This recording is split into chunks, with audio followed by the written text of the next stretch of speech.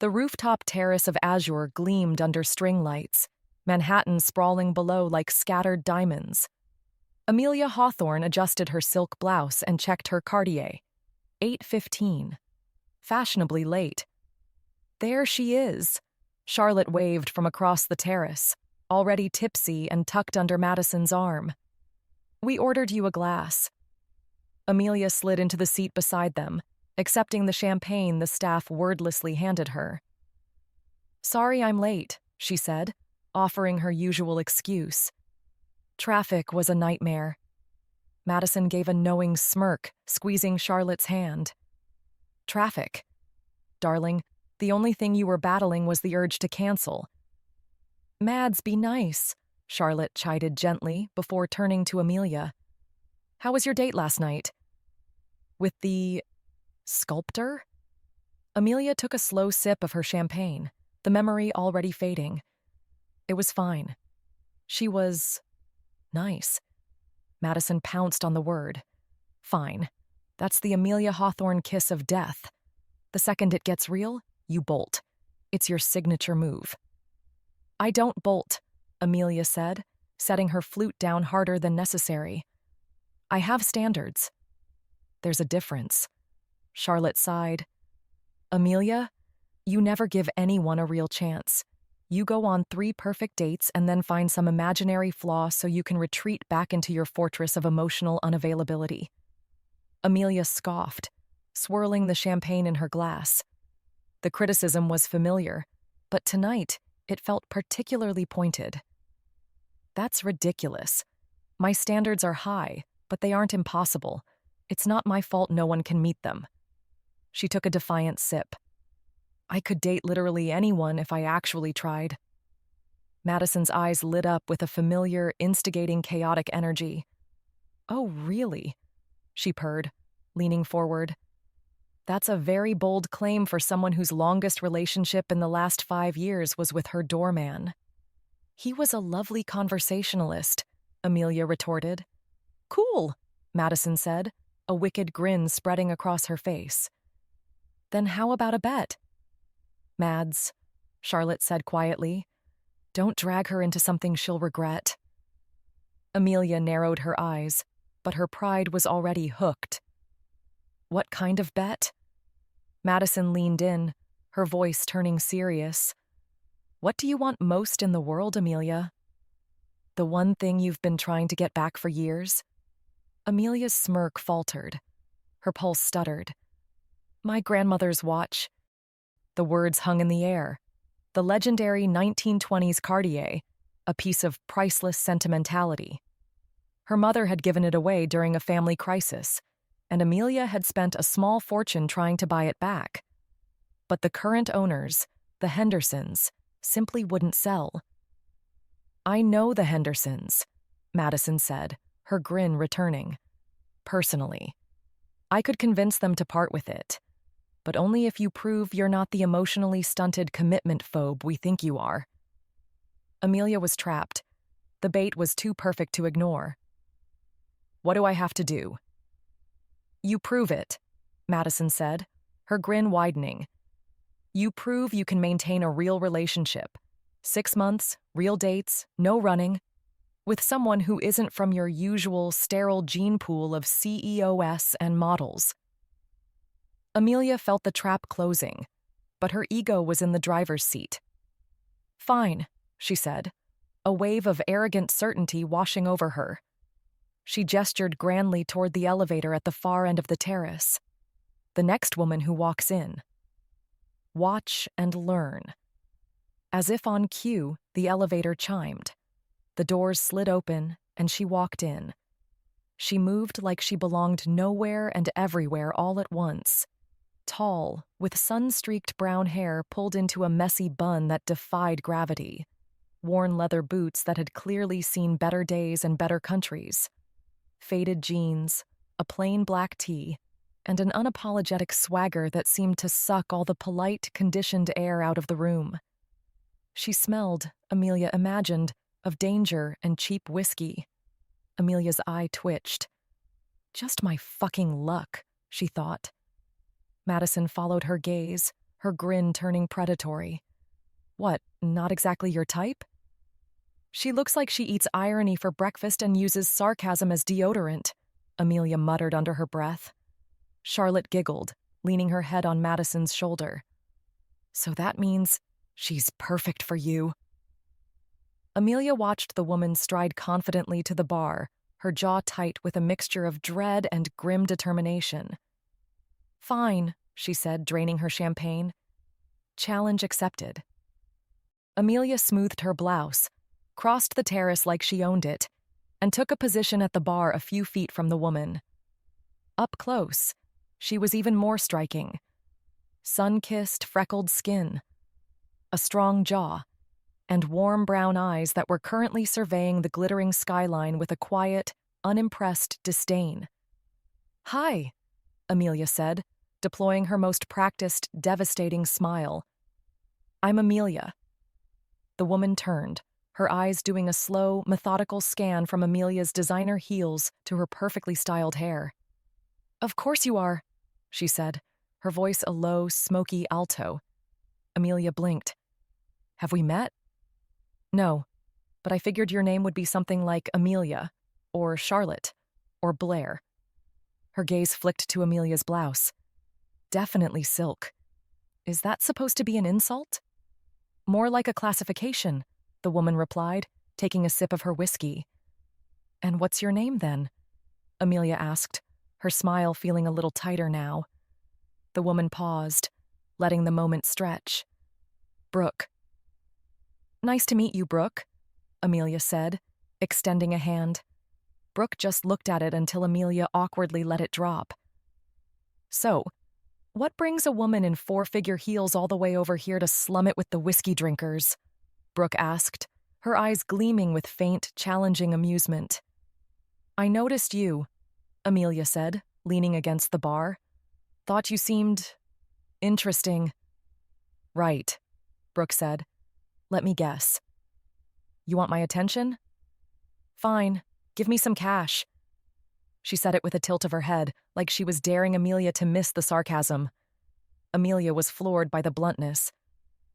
Excuse me? You heard me, Brooke said, her voice dripping with sarcasm. People like you think everything has a price tag, so prove it. Pay me for the pleasure of my company. It was a trap, and Amelia knew it. Backing down would mean losing the bet before it even started. Paying would make her look like exactly the kind of person Brooke already thought she was. Trapped by her own arrogance, she chose the offense. She opened her wallet, pulled out a crisp $100 bill, and slid it onto the bar. Fine. The second her fingers left the bill, Brooke snatched it. She didn't even look at it. She immediately caught the bartender's eye and slapped the money down on the counter. Her voice was loud enough for the tables nearby to hear. This is for you, she said, jerking her chin toward Amelia. For having to deal with people like her all the time. The bartender just pocketed the cash, but Amelia felt her face burn. The gesture was 1,000 times more insulting than if Brooke had just refused the money. It wasn't just a rejection, it was a public spectacle, a judgment delivered with chilling precision.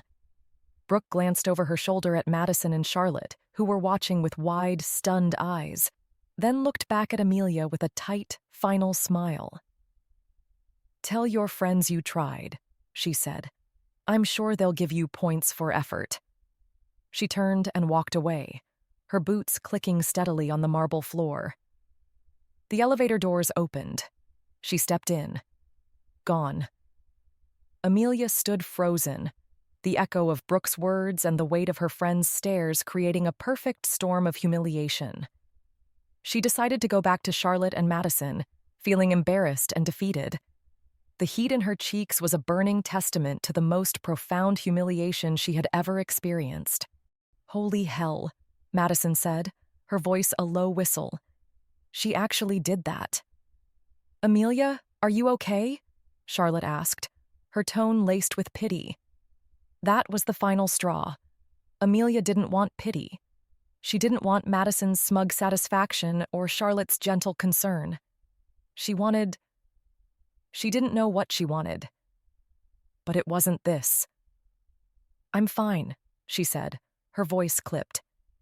She grabbed her purse from the table, not looking at either of them. "I'll Venmo you for the champagne." "Amelia, wait." But she was already moving, her heels clicking in angry staccato on the marble floor. She hit the elevator button like it had personally offended her. This wasn't about the bet anymore. This wasn't about the watch. This was about being dismissed, dissected and discarded in front of a crowd as a floor show. If Brooke thought that was the end of it, she was profoundly mistaken. The elevator ride down felt like an eternity. When the doors opened, Amelia scanned the lobby and then the street. There, a leather jacket and a purposeful stride, already halfway down the block. Without a second thought, she ran. The click of her heels on the pavement was frantic as she dodged pedestrians. "Brooke!" she called out. The figure didn't stop. "Brooke, wait!" This time, the pace slowed, just enough. Amelia caught up, breathless and disheveled. "What do you want?" Brooke asked, not turning around. "An encore? Did you bring more cash to throw around?" "Please, just stop walking for 1 second," Amelia managed, the words coming out in a gasp. Brooke finally stopped and turned, her expression a mask of bored impatience. "Why? So you can explain how this was all a big misunderstanding?" "No," Amelia said, taking a moment to catch her breath and her composure. "To tell you that you were right. It was a bet. It was a stupid, arrogant, shallow bet made by a stupid, arrogant, shallow person." The raw honesty of it seemed to take Brooke by surprise. Her cynical smirk wavered. And I made a fool of myself," Amelia continued, her voice gaining strength. "But you don't get to stand there and act like you have me all figured out. You don't know the first thing about me." Brooke crossed her arms. "I know you use money like a weapon and charm like a shield. Seems like a good place to start." "The bet was about getting my grandmother's watch back," Amelia blurted out, the words clumsy and defensive. "It's a vintage Cartier. My mother gave it away years ago during a financial crisis. My friend knows the family who has it now, and she said she'd help me get it back if I could prove I wasn't who you think I am." Brooke stared at her for a long moment, her expression unreadable. "That," she said finally, "is the dumbest rich person problem I have ever heard in my entire life." A raw, unexpected laugh escaped Amelia's lips. "Yeah, it is." The admission hung in the air between them. Brooke's hard expression didn't change, but something in her eyes shifted. The anger was still there, but now it was tempered with a flicker of curiosity. "I didn't chase you down here to win you over," Amelia said, her voice dropping. "I came because I'm not a floor show. And I'm not a prop. And whatever you think of me, I deserved better than that." Brooke held her gaze, then turned and started walking again. Amelia's heart sank. But after a few steps, Brooke stopped and looked back over her shoulder. She jerked her head toward a dimly lit bar on the corner, its neon sign flickering erratically. "If I'm going to listen to your tragic Cartier origin story," Brooke called out, "it better come with the cheapest whiskey this city has to offer." Then she disappeared inside. For a second, Amelia just stood there. But after a moment or two, she followed. Amelia's hand hovered over the bar, hesitant to touch the sticky, dark wood. Faded neon, vinyl booths duct-taped at the seams, and a jukebox that kept trying to play Bon Jovi like it had something to prove. This place didn't smell like citrus zest and overpriced olives. It smelled like spilled beer, lost bets, and 100 bad decisions clinging to the walls. Brooke was already at the bar, sliding onto a stool like she belonged there. She gestured lazily at the bottles behind it. 2 whiskeys. Bottom shelf." The bartender grunted and poured. Amelia, out of habit, reached for her wallet. "Don't," Brooke said, without looking at her. The word was quiet, but carried the force of a command. She pulled a worn $20 bill from her own pocket and slapped it on the counter. My treat. They took the drinks to a booth in the back. The vinyl was cracked and a spring poked insistently into Amelia's thigh. So, Brooke said, taking a slow sip, you've established that you have a tragic backstory and that you object to being publicly humiliated. Congratulations. That makes you human. Now tell me why I should care. I'm not asking you to care, Amelia countered, finding her footing. I'm asking for a chance to prove you wrong. Wrong about what? That you're an emotionally repressed trust fund baby who can't maintain a relationship? Amelia flinched. Yes. Brooke let out a short, humorless laugh. You want me to help you win a bet with your friends. What's in it for me? I can pay... Amelia started, the words tasting like ash as soon as she said them. Stop. Brooke cut her off, her voice sharp. Just stop. That's your answer for everything, isn't it? I don't want your money. I don't want your connections. I don't want anything from your world. She leaned forward, her eyes intense. Your world is built on performance. I'm interested in what happens when the curtain drops. Amelia felt stripped bare. So, I'm a science experiment? You started it, Brooke said coolly. I was just the prop, Brooke said, leaning back. You want a chance? Here it is. My terms. Non-negotiable. Amelia waited. Rule 1. My world. From now on, you're on my turf. No reservations under Hawthorne. No 5-star restaurants. You want to see me? You come to me. Okay, Amelia whispered. Rule 2. No lies. No performances. You hate a place. You say it. You feel the urge to run. You admit it. I want the real version of you, not the one you practice in the mirror. Fine. And Rule 3, Brooke said, her gaze unwavering. This is not about your watch. I am not a means to an end. You will treat this and me as if it is real. If I get even a hint that you're just going through the motions to win a prize, I'm gone. No second chances. It was a complete surrender of control. Every instinct Amelia had screamed at her to walk away. But as she looked at Brooke's resolute face, she knew this was the real bet. Deal, Amelia said, her voice firm. A slow, dangerous smile played on Brooke's lips. Good. She drained her glass and slid out of the booth. First date, Saturday, 8 a.m. Amelia blinked. 8 in the morning? Brooke pulled on her jacket, pausing to look down at Amelia's expensive silk blouse. And lose the armor, princess. It won't protect you where we're going. Lose the armor, princess. The words haunted Amelia as she stood before her walk-in closet at 7 a.m. on Saturday. The silks, the cashmeres, the designer labels. It was all armor. She settled on a pair of dark wash jeans that cost more than most people's rent and a simple white t-shirt. But she knew it was just a different kind of uniform. She looked like a rich woman playing dress-up. Her driver dropped her a block away from the meeting point in Red Hook. The air smelled of salt and diesel, a world away from the perfumed streets of the Upper East Side. Brooke was waiting, leaning against a graffiti-covered wall, looking like she'd grown out of the pavement. She wore faded jeans and a gray hoodie, utterly at home. Her eyes raked over Amelia's pristine outfit. I said lose the armor, Hawthorne, not just change into a different set. I felt ridiculous, Amelia admitted, deciding honesty was her only option. The confession seemed to catch Brooke off guard. The smirk on her face softened. Good. Let's go.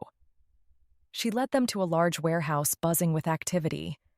Inside, dozens of volunteers were sorting pallets of fresh produce. Red Hook relief, Brooke said, tossing an apron to Amelia. We pack food boxes for families in the neighborhood. This is what I do on Saturdays. This was the date. Manual labor. For the next 2 hours, Amelia sorted potatoes. The work was grueling and monotonous. Dirt lodged itself under her perfectly manicured nails, a foreign invader. Yet, she found herself drawn into the rhythm of the place. The easy camaraderie, the shared purpose. It was a world away from the competitive, sterile environments she knew. She watched Brooke, who moved with an easy confidence, knowing everyone's name, laughing freely. She wasn't performing. She belonged. At one point, Amelia fumbled a large bag, sending potatoes rolling across the concrete floor. Hot shame washed over her. But before she could panic, Brooke was there, kneeling beside her, efficiently gathering the runaways. "Bend your knees, not your back," she said quietly, her voice devoid of judgment. When they were done, she offered Amelia a hand up. Her grip was firm, her palm calloused. For a second, their eyes met, and Amelia saw something new, a flicker of respect. Afterward, they sat at a small coffee shop, Amelia sore and smudged with dirt, but feeling strangely lighter.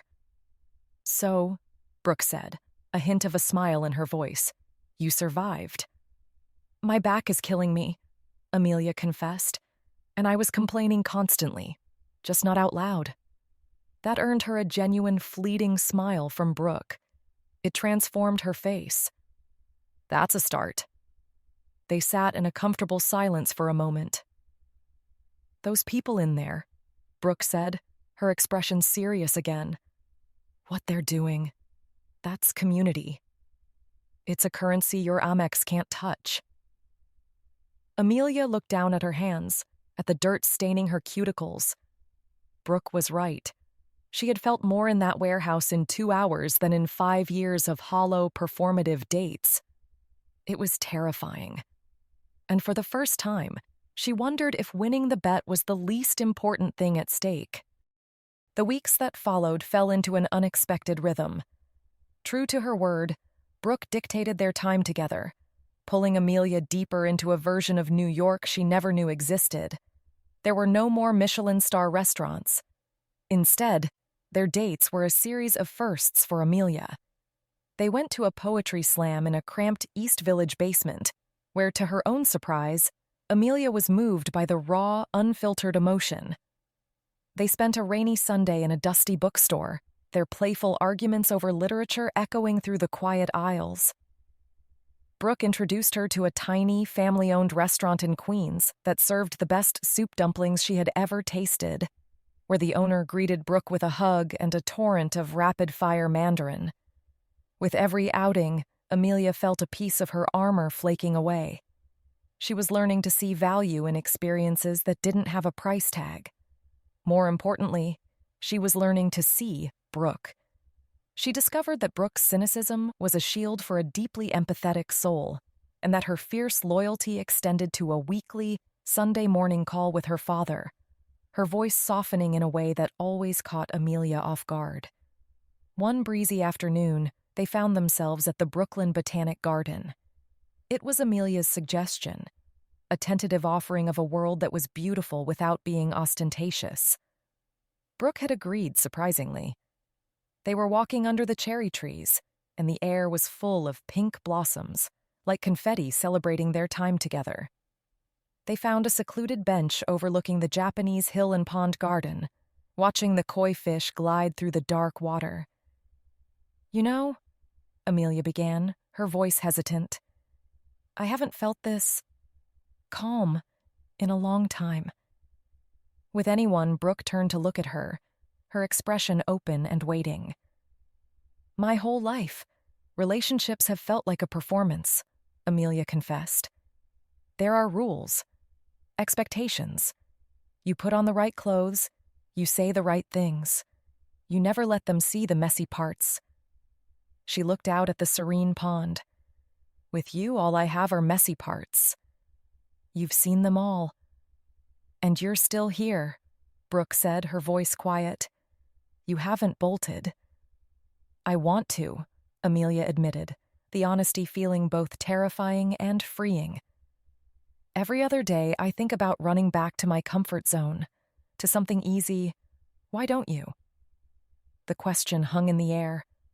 Amelia thought of her carefully curated life, her string of safe, passionless dates, and her deep-seated fear of ever feeling as much as she had for her first love. "Because this feels more real than any of that," she said, finally looking at Brooke. "And I think that scares me more than anything."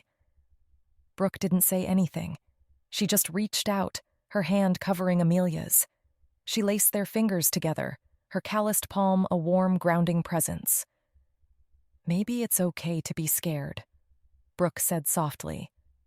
Amelia looked down at their joined hands, then up at Brooke's face. The bet, the watch, the friends. It all seemed to melt away, leaving only the two of them on a bench surrounded by cherry blossoms. In that moment, she realized with a terrifying jolt that she was no longer performing. This feeling, this warmth spreading through her chest was real. The text message arrived like a grenade thrown into their fragile peace. They were in Brooke's apartment, a comfortable silence between them as Amelia read a novel on the couch and Brooke planned her next theoretical trip, maps spread across the floor. It was the most effortlessly domestic moment of Amelia's adult life. Then her phone buzzed. It was Madison. "Hope you're keeping up appearances." "Another month down." "You're doing better than I thought." "Don't forget to send a pic for proof." Amelia's blood ran cold. The words, appearances, proof, felt like a physical slap. She looked at Brooke, who was tracing a route through the Himalayas, completely absorbed. A wave of guilt so profound it was nauseating washed over Amelia. This comfortable silence, the held hand in the garden, it was all built on the toxic premise of a bet that was still very much alive. "Everything okay?" Brooke asked, looking up. She had an uncanny ability to read every shift in Amelia's mood. Rule 2, brutal honesty. But the truth felt like a betrayal, so she chose the armor. "Yeah, fine," Amelia said, forcing a smile that felt like glass. "Just a stressful work thing." The lie was clumsy, and she knew it the second it left her lips. Brooke didn't just go quiet. Her eyes narrowed slightly, and she put down the map she was holding. The warmth in her expression vanished, replaced by a familiar, sharp clarity. "No, it wasn't," Brooke said, her voice calm and even. It was somehow more intimidating than if she had yelled. "That was a lie, Amelia." Your whole body tensed up. Who was the text from? Amelia's heart hammered against her ribs. She was cornered. "It's nothing, Brooke, really." "Rule 2, Brooke said, her voice dropping, each word precise. "No lies, no performances. You're performing right now." What did the text say? The easy intimacy of the room had evaporated, replaced by the stark tension of an interrogation. Amelia felt the walls closing in. She couldn't tell her the truth, that their relationship was still being monitored like a game, but she couldn't formulate a better lie. "It was from Madison," Amelia admitted, her voice small. "She was just checking in." "Checking in," Brooke repeated, her tone flat. She stood up, crossing her arms. "Checking in to see if you're still keeping up with the bet? Checking in to see if the prop is still playing its part? Do your friends think it's funny? Are they watching us like a rom-com experiment?" The words hit their mark, sharp and painful. "It's not like that anymore," Amelia insisted, her voice pleading. "Then what is it like?" Brooke challenged. "Because you just lied to my face about it." "You had a chance, right now, to be honest, and you chose to hide it. That tells me everything I need to know?" She walked over to the window and stared out at the city streets below, her back to Amelia. The dismissal was absolute. "I think you should go," Brooke said, her voice quiet but final. "Brooke, please, go, Amelia." There was no room for argument. The warmth and trust they had carefully built over the past weeks had shattered in the space of a single, foolish lie. As Amelia let herself out of the apartment, the weight of her mistake was a cold, heavy thing in her chest. The silence in Amelia's apartment was a suffocating presence. For 4 days, she moved through its pristine, minimalist spaces like a ghost. Every text message that wasn't from Brooke felt like an intrusion.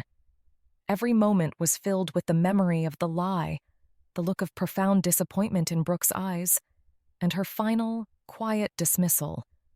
Go, Amelia. The old Amelia would have already booked a flight to Paris, escaping the discomfort with retail therapy and a change of scenery. The old Amelia would have convinced herself that it was for the best, that things were getting too complicated anyway.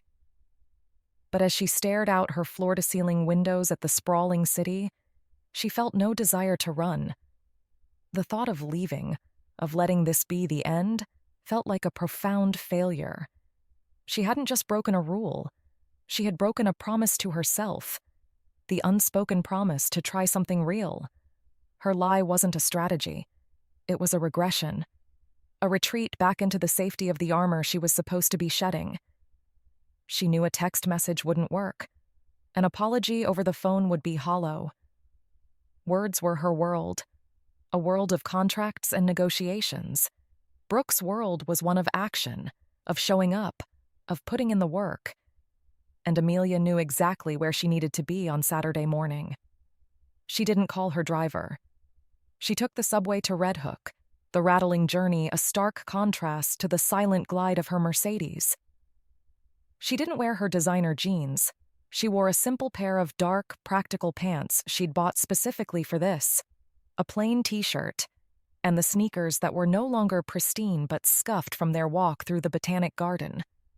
She felt less like she was wearing a costume, and more like she was putting on a uniform for a job she was desperate not to lose. The warehouse was already buzzing with the familiar, chaotic energy. Amelia's heart hammered against her ribs as she scanned the room. She saw her instantly. Brooke was laughing with the pink-haired woman, effortlessly directing a new volunteer on how to properly stack boxes. She looked strong, capable, and completely at home. Then Brooke's eyes lifted and met hers across the noisy room. The laughter died on her lips. Her expression hardened into a mask of cool, unreadable indifference. She gave a curt nod, a dismissal more profound than any angry outburst, and turned back to her work. The message was clear. You are not welcome here. Amelia's first instinct was to turn and flee, but she clenched her jaw, pushed down the familiar wave of panic, and walked further into the warehouse. She didn't approach Brooke. Instead, she found an apron, tied it around her waist, and reported to the potato line. For 3 hours, she worked in silence. She sorted, she packed, she lifted. Her back began to ache with a familiar burn, and new blisters formed on her hands. She was acutely aware of Brooke on the other side of the warehouse, a magnetic pole she tried desperately to ignore. They never spoke. They never even made eye contact again. But the space between them was electric with unspoken tension. Amelia kept her head down and focused on the work. This wasn't a performance. It was penance. When the shift ended, the volunteers began to disperse, their chatter echoing in the cavernous space. Amelia saw Brooke grab her jacket, her movements brisk, clearly intending to leave without a word. It was now or never. Amelia intercepted her near the exit, her heart in her throat. "Brooke, wait." Brooke stopped, but didn't turn around fully. "What are you doing here, Amelia?" Her voice was cold, tired. "I came to work," Amelia said, her own voice quiet but steady. "Because I know words aren't enough right now." She took a breath. "I lied to you. It was cowardly and stupid. I broke the most important rule we had. There's no excuse. I was scared. Scared of how real this was getting, and scared of the lie it's all built on. So I defaulted to my old settings." She finally looked Brooke in the eye. "I'm sorry. Truly." Brooke's expression didn't soften. The hurt was still there, etched in the tight line of her jaw. "I know I don't have the right to ask for anything," Amelia continued, her voice dropping. "But I am. Please, let me take you to dinner tonight. so we can talk. Properly. She saw the flicker of refusal in Brooke's eyes and quickly added, your choice of place. Dive bar, soup dumplings, whatever you want. I don't want it to end like this. Brooke stood there for a long moment, the sounds of the warehouse cleanup fading around them.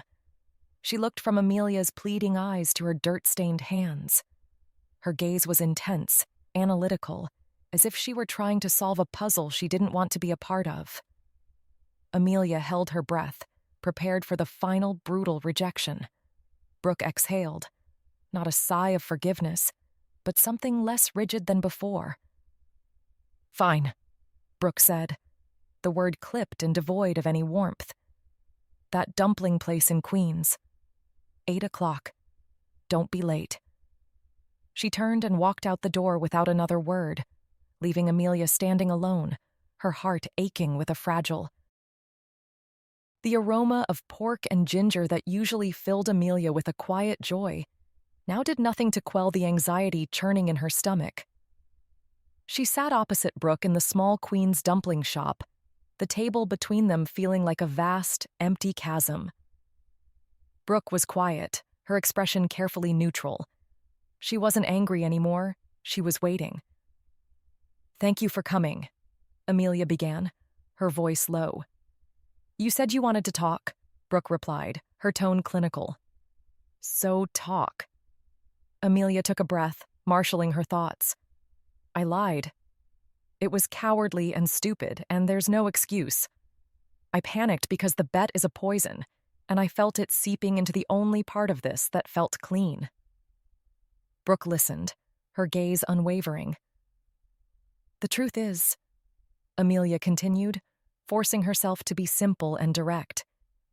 Separate from all the rules and the drama, I really enjoy spending time with you. Getting coffee, sorting potatoes, arguing about books. It's the most real I've felt in a very long time. And I didn't want the ugliness of the bet to ruin that. She looked at Brooke, pleading with her eyes. It was a stupid way of trying to protect something I value. Brooke was silent for a long moment, processing the unadorned honesty. It wasn't a grand declaration of love or a dramatic apology. It was something quieter and, for that reason, more believable. So, the bet is still active, Brooke stated, her voice flat. It wasn't a question. For now, Amelia said, but that's why I'm here. I can't keep doing this. I can't have one honest thing that's built on a dishonest foundation. She paused, solidifying her resolve. I'm ending it. The bet. For real. Brooke's expression flickered with surprise. And the watch? It's just a thing, Amelia said, a sad smile touching her lips. It represents a memory. But the time I've spent with you, that's real. And I'm not willing to trade that for a memory anymore. Brooke's skepticism was still there, a shield she couldn't quite lower, but it was joined by a flicker of something else, something vulnerable. Words are easy, Amelia. I know, Amelia agreed. That's why I'm not asking you to trust me yet. She pushed her untouched plate of dumplings away. I'm going to prove it. She stood up, leaving enough cash on the table to cover the meal. I have to go. Brooke didn't try to stop her. She just watched her leave, her expression a complex mixture of doubt and a fragile, dangerous hope. Amelia met Madison and Charlotte at their apartment. She was late, but for the first time it wasn't a calculated move. She had been walking for an hour, solidifying her resolve. There she is, Madison said, pouring her a glass of wine. So spill. How's the grand experiment going? Amelia took the glass but didn't drink. The bet's off, she said quietly. Both of her friends stared at her. What do you mean, off? Charlotte asked gently. Did something happen? No, Amelia said. I mean, I'm forfeiting. It's over. Madison put her wine glass down, her expression shifting from playful to serious. Amelia, think about this. She shook her head, her voice softening with concern. Be careful. We don't really know anything about Brooke. I'm sure, Amelia said, her voice calm and certain. She looked at her two oldest friends. The point of the bet was for me to try something real, right? To stop performing? They both nodded. Well, for the first time, I think I am. But I can't do that while the bet is still happening. It makes everything a lie. She took a breath. Honestly, I don't know if this is going to turn into some big romance. I don't know what it is. All I know is that I genuinely enjoy being with her. She's smart and challenging, and she sees the world in a way I never have. And I'm not willing to poison that connection just to win a prize. She met Madison's worried gaze. Please, let's just call it off. Madison studied her friend's face, seeing the unshakable certainty there. The worry didn't disappear, but it was overshadowed by respect. She had wanted her friend to try something real, and it seemed she finally had. It just wasn't happening the way she'd expected. Okay, Madison said softly, placing a hand on Amelia's arm. Okay, Amelia. The relief Amelia felt after leaving Madison's apartment was quickly replaced by a new kind of anxiety. She had done it. She had forfeited the watch and ended the bet. But now she faced the harder part, telling Brooke. There was no guarantee this gesture would fix anything. She walked to Brooke's apartment, foregoing a taxi. She needed the time, the concrete feeling of the pavement under her feet, to ground herself. When she arrived at the door, she took a deep breath and knocked, her heart hammering against her ribs. Brooke opened the door, her expression a mixture of surprise and caution. She wasn't smiling.